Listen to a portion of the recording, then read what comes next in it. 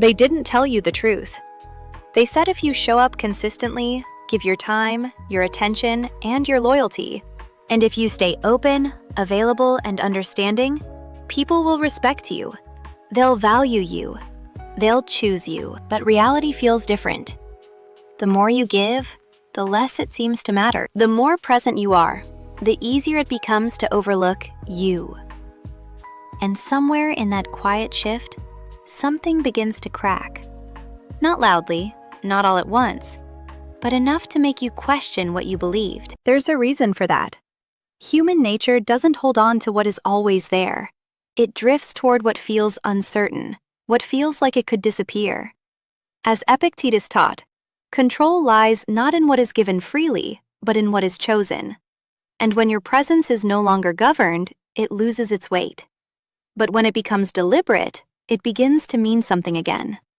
There's a quiet shift that happens when something becomes constant. It doesn't lose its value, it loses its impact. The mind adapts quickly, faster than most people notice. What once felt rare becomes normal, and what feels normal eventually becomes invisible. Not because it no longer matters, but because it no longer demands attention. Value is not just about what exists, it's about what is felt. And when your presence becomes predictable, it stops being felt in the same way. This doesn't just apply to things. It applies even more to attention, energy, and emotional availability. When something is always accessible, the mind stops registering it as significant. It stops asking questions. It stops leaning in.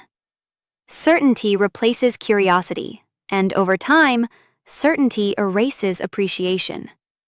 That's why effort alone doesn't guarantee recognition. You can give more, show up more, offer more, and still feel overlooked. Not because you lack value, but because your value has become familiar. Marcus Aurelius once wrote about how our actions echo, yet even something deeply meaningful can lose its echo in the present when it is given without awareness. When actions are constant and unmeasured, they blend into routine, and routine rarely captures attention. This is where a subtle truth appears. Value is not just in what you give, but in how it is experienced. And experience is shaped by contrast, by variation, and by the presence of absence. At first, consistency feels like strength, and in many ways it is. But consistency without boundaries becomes predictability, and predictability removes tension. Without tension, there is no curiosity. Without curiosity, there is no focus. The mind drifts toward what feels uncertain, what feels incomplete, and what feels like it could change. This isn't manipulation. It's simply how attention works. It moves toward what is not fully understood. Think about how quickly patterns form. A message always answered immediately becomes expected. Attention always given becomes assumed. Emotional support always available becomes taken for granted. None of this happens intentionally. It happens gradually, almost invisibly. And by the time it's noticed, the dynamic has already shifted. What once felt appreciated now feels overlooked, and the instinct is to give even more to fix it. But giving more in the same pattern only deepens the problem. The mind doesn't measure value by effort, it measures it by contrast. Something that appears and disappears carries more weight than something that is always there. Not because it is better, but because it creates space. And in that space, awareness returns. Without space, everything blends together, no matter how meaningful it once was. Epictetus made this clear in a different way, noting that control begins internally, not externally. When your presence is given without restraint, it becomes reactive, and anything reactive eventually loses direction. This is where many people lose their influence, not because they lack value, but because they've stopped directing where their energy goes. There's no need for extremes here, no dramatic withdrawal, no forced distance. The shift begins with simple awareness, noticing where your presence has become automatic and noticing where your attention is given without intention. Because once something is given unconsciously, it loses weight. But when it is chosen deliberately, even in small ways, it begins to matter again. It's easy to confuse constant presence with importance, but importance is not measured by frequency. It is measured by depth. And depth requires space. Moments where something is not instantly available, not immediately given, and not entirely predictable. Here at Mind Stoic Official, we believe that reclaiming this space is the first step toward restoring your true authority. That's where attention sharpens. That's where perception changes. So the question is not how much you give, it's how it is experienced. Because something can exist in abundance and still feel scarce when it is controlled. And something can exist in abundance and feel completely invisible when it is not. The difference is not quantity, it's awareness. This is where quiet discipline reshapes everything, not by giving less, but by giving with intention. By allowing your presence to carry meaning instead of just frequency. And over time, that shift changes how you are perceived. Not through force and not through explanation, but through something much simpler. What is not constant is noticed, and what is noticed begins to matter again. The change itself is subtle. It doesn't announce itself, and it doesn't demand attention. It simply alters the rhythm.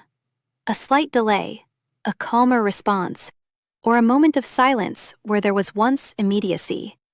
And the mind notices. It always does, because when a pattern breaks, even slightly, attention returns. Patterns allow people to relax around you. They make you predictable, easy to read, and easy to understand. But when that pattern shifts even just a little, something changes. The mind starts observing again. It starts paying attention in a way it didn't before. Not because anything dramatic happened, but because something is no longer certain. And that's where everything begins to shift. Not because you tried to control the outcome, but because you stopped making yourself completely predictable. You stopped being automatic. You became intentional. If this changed the way you see your own presence even slightly, then stay close to ideas that sharpen awareness and refine how you move through the world. Take a moment to subscribe to Mind Stoic Official, not out of habit, but as a quiet decision to think more clearly, act more deliberately, and understand what truly holds value. This is where the shift begins. Not by removing yourself entirely, but by altering the rhythm. A slight delay where there was once immediacy. A calm response where there was once predictable emotion. A moment of silence where there was once constant engagement. These are small changes, but they carry a disproportionate impact because the mind is highly sensitive to disruption. It notices when something familiar becomes uncertain. It reacts when patterns break, not because the change is dramatic, but because it interrupts expectation. Seneca once wrote about how preparation meets opportunity. But there's another layer to this idea. Attention follows what feels uncertain. When everything is expected, there is no opportunity for attention to grow. It stays flat, predictable, and unremarkable. But the moment expectation is interrupted even slightly, the mind shifts. It leans in. It starts observing again. That's not manipulation. It's simply the nature of focus. The mistake most people make is thinking they need to do more to regain attention. More effort, more presence, more explanation. But more of the same pattern only reinforces predictability, and predictability removes curiosity. When nothing changes, nothing stands out. So the real shift is not about adding, it's about adjusting. About creating just enough variation to break the automatic flow. This doesn't mean becoming inconsistent in a chaotic way. It's not about randomness or confusion. It's about controlled unpredictability. A kind of presence that feels steady but not fully readable. Because when someone can't fully predict you, they can't fully relax around you. And when they can't relax, they pay attention. Their mind starts filling in gaps, trying to understand what changed, what it means, and what comes next. That mental engagement is exactly what was missing before. There's a quiet discipline required here. It's not about reacting differently because of emotion. It's about choosing responses with intention. That difference matters more than it seems. When behavior shifts from reaction to decision, it carries a completely different energy. It feels grounded, not impulsive. And that grounded presence is much harder to ignore because it doesn't follow the same predictable script. Carl Jung once observed, "Until you make the unconscious conscious, it will direct your life and you will call it fate." Patterns operate in that exact unconscious space.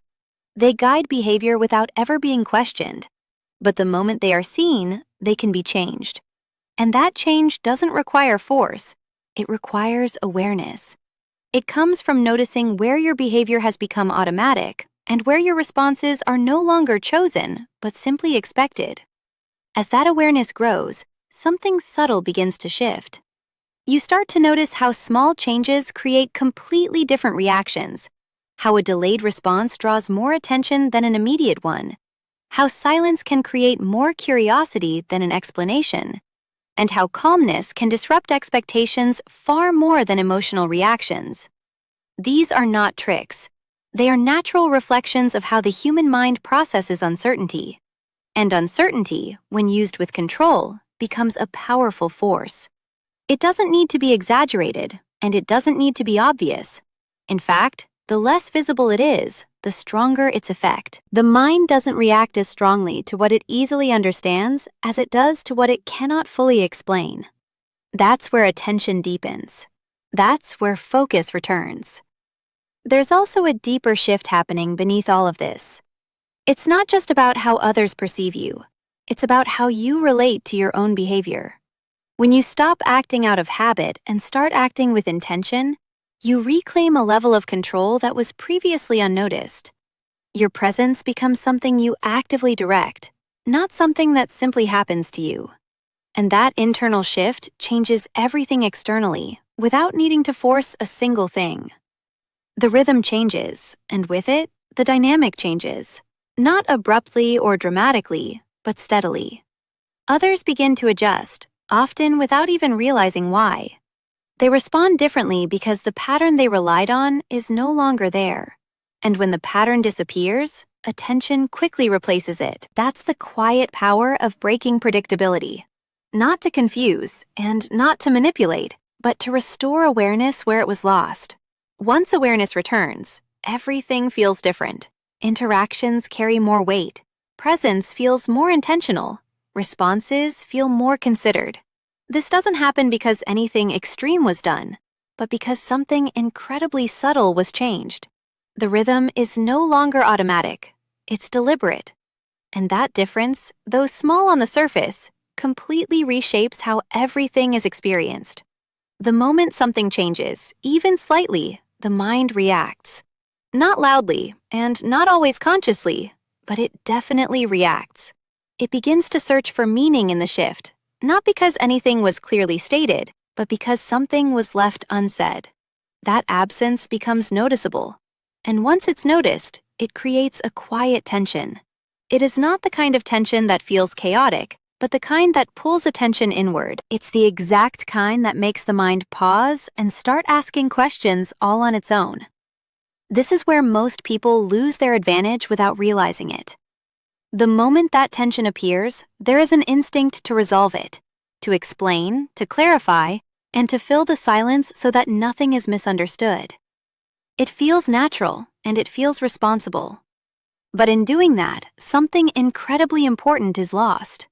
The tension that was beginning to build, which is the very thing that creates focus, is removed before it has time to develop. The mind no longer needs to search, and it no longer needs to engage. Everything is made clear far too quickly. Clarity definitely has its place, but when it is given too early, it completely removes curiosity. And curiosity is exactly what keeps attention alive. When something is left incomplete, the mind doesn't let go of it easily. It returns to it, replays it, and tries to understand it. That process creates true depth. It creates a kind of mental investment that simply doesn't happen when everything is immediately explained. So, the question becomes not how to remove tension, but how to allow it to exist without reacting to it. Epictetus once said, "If you want to improve, be content to be thought foolish and stupid." There is a quiet strength in allowing misunderstanding to exist without rushing to correct it. Not every silence needs to be filled, and not every shift needs to be explained. The need to explain often comes from personal discomfort, not necessity. And when actions are driven by discomfort, they lose their grounding. There's something powerful about restraint that often goes completely unnoticed. It doesn't draw attention to itself, but it changes how everything is perceived. When you don't immediately explain yourself, you create space. And in that space, something fascinating begins to form. The other person starts to think. They start to reflect, and they start to interpret. Interpretation is far more engaging than being told exactly what to think. The mind doesn't fixate on what is completely clear.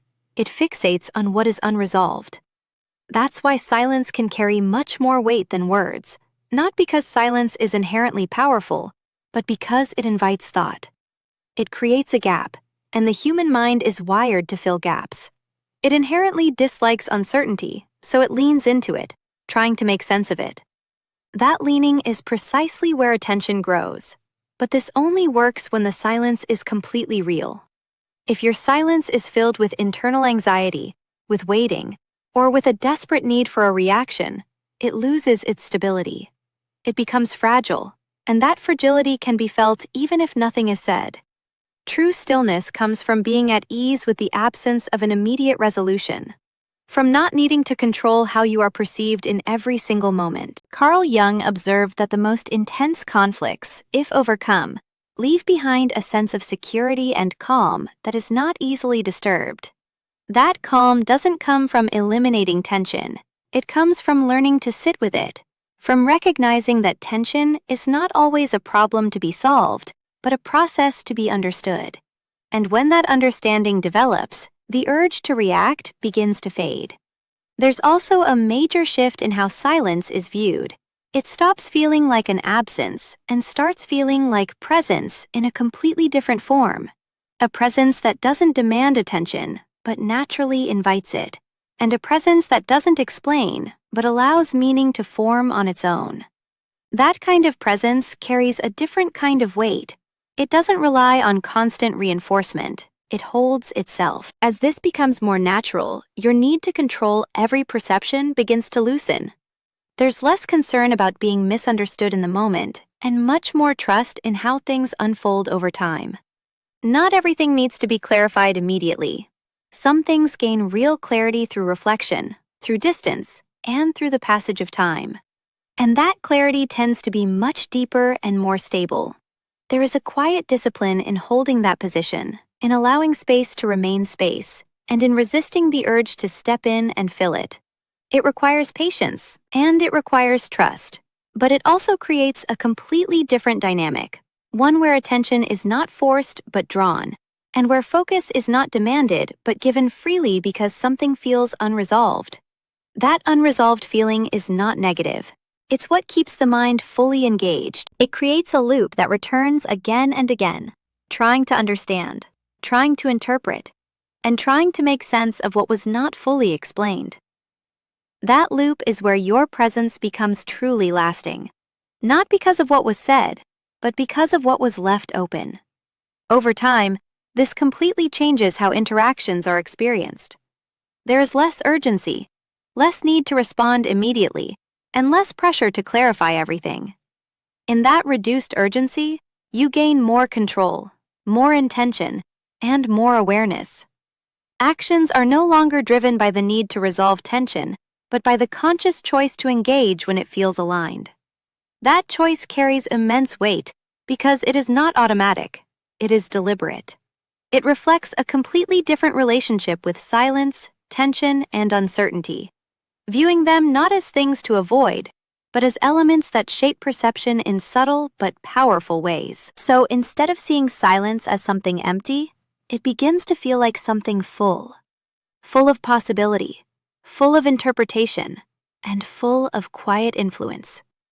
And when that is understood, the instinct to fill it completely disappears, not because it is suppressed, but because it is simply no longer needed. What remains is a calm presence that doesn't rush, doesn't react, and doesn't explain unnecessarily. Here at Mind Stoic Official, we see that in this calm, everything shifts. Attention deepens and focus returns. This doesn't happen because anything was forced, but because something was allowed to exist just as it is, unfinished, open, and quietly compelling. There's a subtle difference that most people completely overlook, and it changes everything. Stepping back is not the same as letting go. Creating distance is not the same as detaching. You can be physically absent and still emotionally present in the strongest way. Still tied to outcomes, still waiting, and still hoping something shifts. And when that happens, nothing truly changes. The surface may look different, but the dynamic underneath remains exactly the same. Because availability is not just about proximity, it's about where your attention lives, where your emotional energy flows, and whether that energy is still dependent on someone else's response. This is where things become uncomfortable, because it forces a deeper level of honesty. It's easy to delay a response, it's easy to appear distant, but it's much harder to remove the internal pull, the part that keeps checking, keeps wondering, and keeps waiting for a reaction. That internal attachment is what people sense, even if nothing is said. It shows in small ways, in timing, in tone, and in subtle shifts in behavior. And those small signals reveal more than any deliberate action ever could. The Stoic approach cuts through this completely. It doesn't focus on controlling how others respond. It focuses on controlling what is within reach, your own reactions, your own impulses, and your own attention. Marcus Aurelius once wrote, "You have power over your mind, not outside events. Realize this and you will find strength." That strength isn't loud. It doesn't announce itself. It shows up in restraint, in the ability to pause, and in the ability to choose rather than react. And that choice is what separates true distance from performative distance. Because if the mind is still waiting, still seeking, and still depending, then nothing has actually been reclaimed. The attention is still external, still tied to someone else's behavior. And as long as that dependency exists, control remains out of reach. It doesn't matter how long the silence lasts or how far the distance extends. Without internal detachment, those actions become fragile. They can break the moment discomfort appears. There's a quiet discipline in redirecting that energy, not suppressing it, not ignoring it, but guiding it, allowing attention to return inward instead of outward. It means focusing on what is being built, what is being developed, and what is within direct control. This is not about becoming indifferent, it's about becoming grounded. Because when attention is grounded, it no longer shifts based on external reactions. Epictetus expressed this clearly when he said, "Make the best use of what is in your power, and take the rest as it happens." That idea removes the need to chase outcomes. It removes the need to monitor reactions. It centers everything on choice. And when choice becomes the foundation, behavior changes naturally, not as a tactic, but as a reflection of internal stability. This is where most people struggle because it feels unfamiliar. There's a habit of looking outward, of measuring value through response, and of adjusting behavior based on feedback. Letting go of that habit creates a kind of emptiness at first, a space where there used to be constant engagement. And that space can feel uncomfortable if it's not understood. But that discomfort is not a sign of loss, it's a sign of transition. As that transition settles, something shifts. The need to check fades. The urge to react softens. The mind becomes quieter, less pulled in different directions. And in that quiet, there is clarity. Clarity about what matters, about where energy should go, and about what deserves attention and what does not. That clarity creates a different kind of presence, one that is not reactive, not dependent, and not easily influenced. And that presence feels completely different to others. Not because it is forced, but because it is steady. It doesn't fluctuate based on immediate circumstances. It doesn't chase. It doesn't seek validation. It simply exists, grounded in its own direction. And that steadiness is difficult to ignore because it breaks the usual pattern of reaction. There's no need to prove anything in that state. No need to demonstrate distance, and no need to announce change. The shift is internal first, and the external follows naturally. Behavior becomes more deliberate. Responses become more measured. Silence becomes more comfortable. And all of it happens without needing to explain or justify it. The question then becomes less about how others perceive the change, and more about whether the change is genuine. Because genuine change does not rely on an outcome. It does not need confirmation. It stands on its own. And when it stands on its own, it becomes stable. It doesn't collapse under pressure or revert when something unexpected happens. This is where real control begins, not in how others respond, but in how you remain unaffected by that response. It is not about creating distance for effect, but about creating space for clarity. And that clarity allows you to move differently, to choose differently, and to engage without losing yourself in the process. Here at Mind Stoic Official, we see this internal detachment as the ultimate foundation for enduring influence. Over time, this builds a kind of quiet confidence. It is not the kind that seeks attention, but the kind that simply doesn't need it. This confidence is rooted in knowing that your attention is your own, your energy is directed, and your presence is entirely intentional. From that place, everything changes, not because you tried to change it, but because you changed what was guiding your actions. So, stepping back is not about absence, it's about alignment. It's about making sure that when you move, you're not being pulled, but choosing. And that choice, repeated consistently, becomes the foundation of a presence that is no longer dependent, no longer reactive, and no longer easily overlooked. Something changes the moment behavior is no longer tied to reaction. It becomes quieter, more deliberate, and less hurried. There is no rush to respond, no urgency to prove anything, and no impulse to adjust based on what just happened. Instead, there is a pause, a space between what is received and what is given back. Inside that space, intention forms, not as something forced, but as something chosen. That difference is subtle, but it carries immense weight because what is chosen feels steady, while what is reactive feels completely unstable, even if it looks similar on the surface. When actions come from reaction, they are shaped entirely by external movement.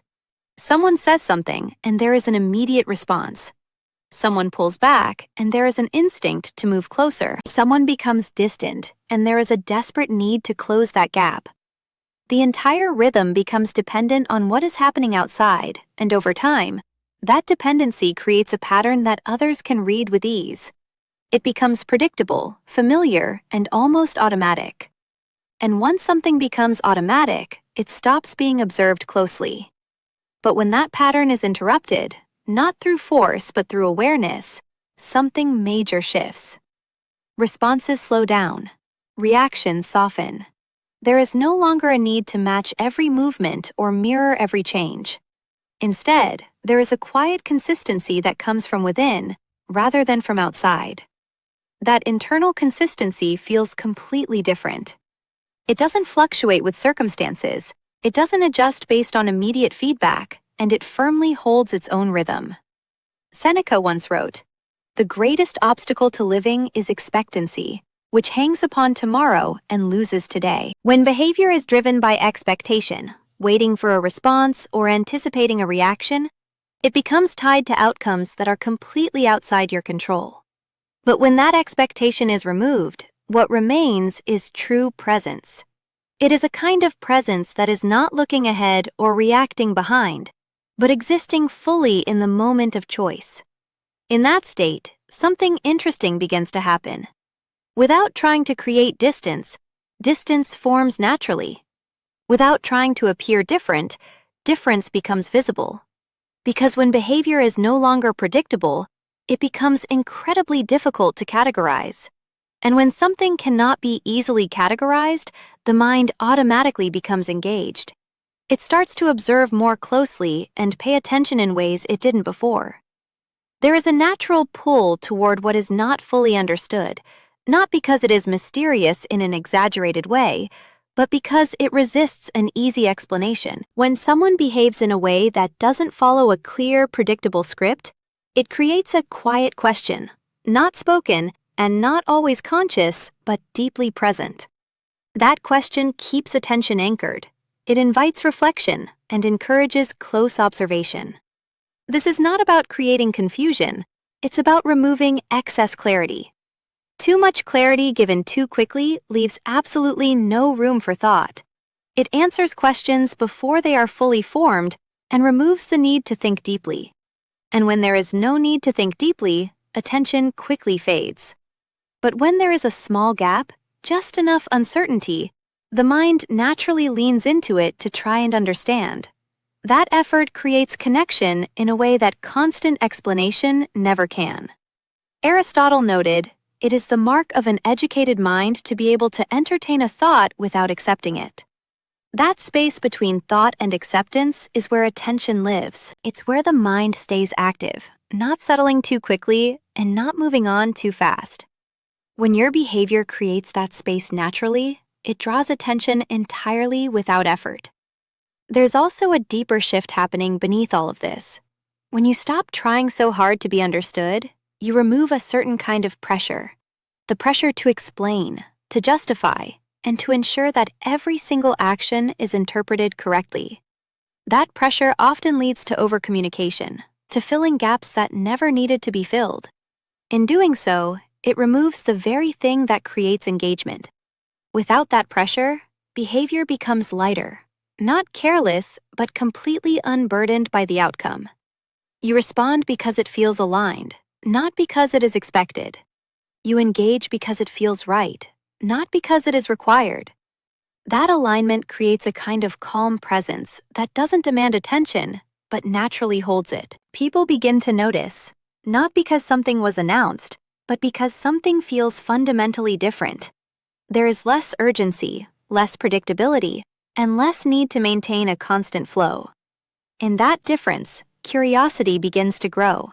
It is not forced or manufactured, but arises from the simple fact that the usual pattern is no longer there.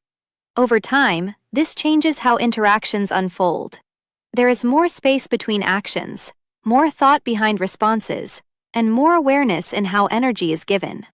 That awareness creates a rhythm that is not easily matched or mirrored by others. It becomes its own pattern, one that is not obvious or repetitive, but consistent in its intentionality. That consistency is what grounds everything. It is not consistency in repetitive behavior, but consistency in your own awareness. A steady understanding of when to engage, when to step back, when to speak, and when to remain silent. That deep understanding removes the need to control how others respond. Because the focus is no longer on the outcome, but on the integrity of the action itself. When actions come from that place, they carry a completely different kind of weight. It is not heavy or forced, but deeply meaningful because they are not driven by reaction, but by choice. And choice, when repeated with awareness, shapes perception in ways that reaction never can. So, the shift is not about becoming cold, distant, or completely unreachable. It's about becoming fully intentional, about allowing your behavior to reflect internal stability rather than external movement. In doing so, something subtle but incredibly powerful emerges. A presence that doesn't need to be explained and doesn't need to be understood immediately, but stays in the mind because it cannot be fully grasped all at once. There comes a point where the shift is no longer about behavior on the surface, but about the standard underneath it. It is not a tactic or something applied temporarily, but something that becomes an organic part of how you move. Emotional scarcity begins right here, and it doesn't mean withdrawing your care or becoming distant in a cold way. It simply means becoming deliberate. You still feel, you still engage, and you still connect, but not automatically, not endlessly, and not without awareness of where your energy is going. Here at Mind Stoic Official, we emphasize that this awareness changes the entire dynamic, because what is given consciously carries infinitely more weight than what is given out of pure habit. When something is always available, it stops being evaluated. It becomes assumed. But when something is selective, it stands out. it is noticed. It creates a critical moment of pause, and in that pause, value begins to form again, not because anything new was added, but because something was highly refined. Energy is no longer scattered, it is perfectly directed. And directed energy feels completely different. It has presence, it has intention, it has clear meaning behind it. Marcus Aurelius once wrote, "Waste no more time arguing what a good man should be. Be one." That foundational idea carries into this space in a quiet, undeniable way. It's not about explaining your value or trying to prove it through constant, frantic engagement. It's about embodying a standard that naturally and beautifully limits where your energy goes. There is a profound, unshakable calm that comes with this. Not a passive calm, but a steady, deeply rooted one. It is a kind of internal stillness that doesn't fluctuate based on what happens externally, and that stillness changes how everything is experienced. There is less urgency, less need to interpret every single action from those around you, and less pressure to respond immediately to every digital or verbal cue. Instead, there is space. And in that space, there is control. This is the exact threshold where silence stops being a conversational tool or a tactical maneuver and becomes a natural, default state of being. It is no longer something you use to create a calculated effect on someone else. It is something that simply exists because there is nothing that genuinely needs to be said in that moment. There is no internal discomfort in it, no anxious urge to fill the void. That kind of silence carries a completely different, almost magnetic presence. It feels grounded, never forced. Marcus Aurelius beautifully reflected this exact internal sanctuary when he wrote, "Nowhere can man find a quieter or more untroubled retreat than in his own soul."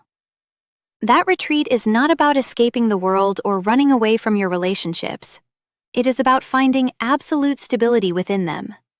When that internal stability is present, external dynamics completely lose their manipulative hold. They no longer dictate your daily behavior. They no longer pull your attention in a dozen different directions at once. This doesn't mean detachment in a cold, unfeeling, or distant sense. It means engagement without dependence, being entirely present in a room or a conversation without being controlled by the desperate need for that presence to be validated. It means you can care deeply without losing your center. You can engage without needing the outcome to validate the integrity of your action. And that precise balance is what creates real, enduring strength. Value is no longer something that needs to be proven, argued, or reinforced through constant, frantic interaction. It becomes something that is deeply understood internally. Because it is anchored inside you, it no longer needs to be aggressively displayed externally. There is less need to show, to explain, or to demonstrate your worth to an audience. Over time, this creates a presence that feels fundamentally different to others. It stands out not because it is loudly trying to be different, but because it is no longer reacting in the usual, predictable ways. There is less availability, less urgency, and less need for constant engagement. That difference draws attention entirely naturally, not because it demands it, but because it stands completely apart from the flat, predictable baseline of modern expectation. The dynamic changes around you, but not through frantic effort. It changes because the foundation itself has completely shifted. Your focus is no longer on managing someone else's perception or manufacturing a specific response. It is firmly on maintaining your own alignment, on acting in a way that reflects internal stability rather than external influence. When that alignment is consistent, it becomes highly visible in the quietest ways, in how you respond, how you move, and how you engage. There is a powerful sense of control, not over others, but over yourself. And that self-control is what ultimately shapes everything else. There is no longer a need to chase attention, because attention naturally flows toward a grounded center. There is no longer a need to artificially create distance, because space forms entirely on its own around a deliberate life. There is no longer a need to explain, because your actions begin to speak with a level of clarity that words can never hope to reach. This is where everything finally settles into place, Not perfectly, and not without daily challenges, but with a clear sense of direction that is no longer dependent on what happens outside your mind. From that place, presence becomes something entirely rare. It is not something given away freely without thought, but something chosen with deep awareness. And when your presence is chosen, it carries immense weight. It feels intentional. It leaves an impression that lasts far beyond the moment, not because it was constant, but because it was grounded, coming from a place that does not shift with the wind. So, eventually, the focus returns fully to where it always needed to be.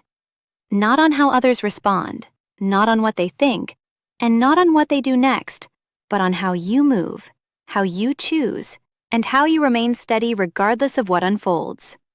In that steadiness, one thing becomes crystal clear. Your presence has the most impact when it is no longer driven by need, but by quiet, deliberate control. In the end, nothing changes your life more than the moment you stop chasing what was never yours to control. When your presence is no longer driven by need, it becomes something rare, something steady, and something that leaves an impact without even trying. That's where real power begins, not in what you say, and not in what you show, but in what you choose to hold back, and that is where the script ends. The loop closes, the music fades out, and the screen darkens. What you have just laid out is the complete, unfiltered anatomy of an exceptionally well-crafted Stoic audio essay. Reading through it from beginning to end, it becomes obvious why these ideas resonate so deeply. They take a very real, modern frustration, the exhaustion of giving too much and feeling invisible, and give it a timeless, philosophical vocabulary. By moving through the psychological mechanics of attention, the illusion of performative distance, and the final transition into internal detachment, the narrative shifts from looking like a modern advice column to feeling like a foundational strategy for self-governance. It accurately maps how human attention actually works. It isn't drawn to what is guaranteed. It naturally sharpens around a boundary dot. When you look at the core of this entire progression, it breaks down into a distinct sequence of internal shifts. Phase, the automatic response. The controlled choice. Availability. Constant presence driven by a fear of losing connection. Dot. Selective presence driven by an awareness of energy. Dot. The silence. Anxious urgency to fill gaps and explain intentions. Dot. Grounded rest, allowing space for others to reflect. Dot. Distance. Performative withdrawal while still waiting for a reaction. Dot. Internal alignment, entirely independent of the outcome. Dot. The ultimate power of this philosophy is that it changes the game entirely. You are no longer trying to figure out how to outmaneuver someone else's attention or manage their perception of you. You simply stop playing the part of the predictable variable. You become intentional. You anchor your value internally, and you let the external world adjust to the new rhythm you set. Dot. The script finishes exactly where it needs to, reminding us that real authority is found in what we choose to hold back.